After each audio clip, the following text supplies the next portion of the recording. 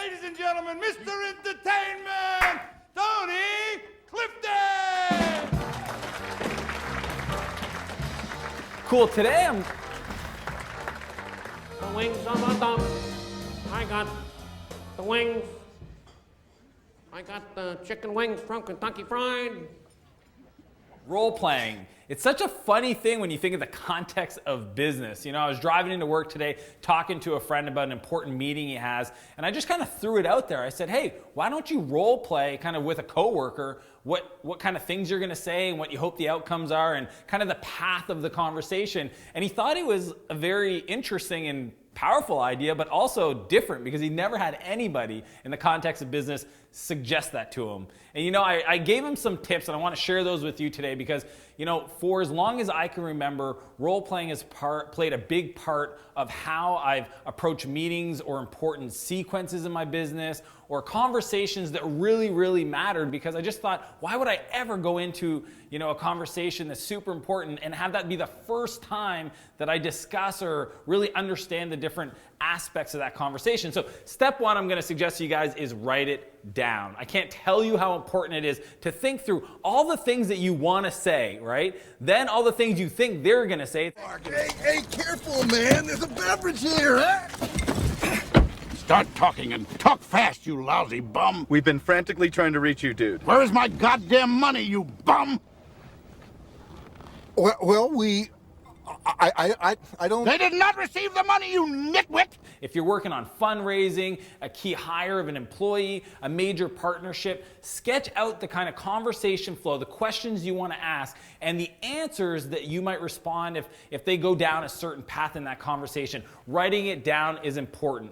Second is role play. Do it live with somebody. If you don't have somebody in your office, you work from home, or you just don't have any other coworkers that you feel comfortable doing this with, get on Skype, find somebody on Facebook, just start up that video chat and just say, hey, you know, I've got this really important meeting. I would love for you to kind of just talk me through and listen to me so I can even hear it out loud. I can't tell you like how important it is to hear yourself say the words. Think about it for your business. How impactful would it be if before you went into these important meetings that you had a chance to hear yourself say it out loud?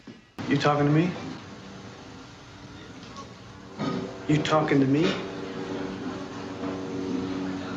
You talking to me? If you're gonna go ask for a raise, if you work at a company, or you're trying to go into the bank to negotiate better interest on your loans, what about just saying it out loud and the power of kind of going through the motions to be able to ensure that it really lands when you have that conversation in person? So in-person, real-time role-playing is critical, and you can do it over Skype or some other video chat, but I'm gonna suggest that as the second thing. The third is to focus on the outcome.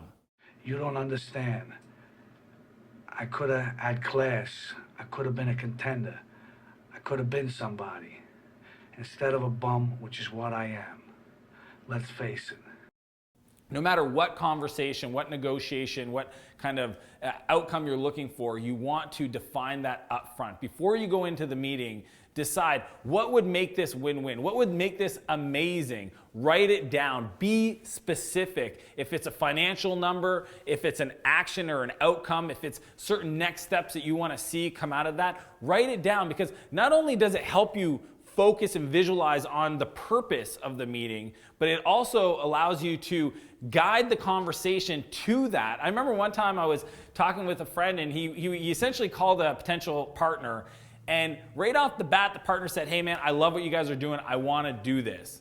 And he talked himself. He saw it happening, but he couldn't kind of stop himself in the conversation, where throughout the next 30 minutes, even though at the beginning of the conversation, it was essentially, I like you guys, I want to do this.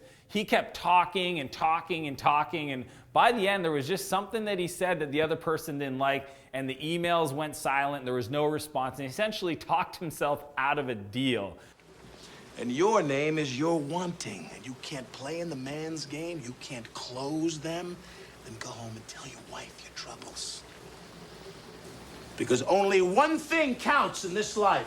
Get them to sign on the line which is dotted. Trust me, if you get a yes at the beginning, move to the outcome. What's the next steps? And hang up the phone. Get back to your day. Be grateful that you got a few minutes back because the meeting was short. And that is how you role play in your business. It's a critical skill, and I think that one that a lot of the great leaders do that nobody really talks about. And I want to share with you guys those 3 areas that I think will really move your role-playing skills and allow you to have those amazing conversations with partners, close financial deals, or hire key people to grow your business. You know, I want to challenge you guys to live a bigger life and business, and I will see you guys next Monday. A, B, C. A, always be B, C, closing. Always be closing. Always be closing.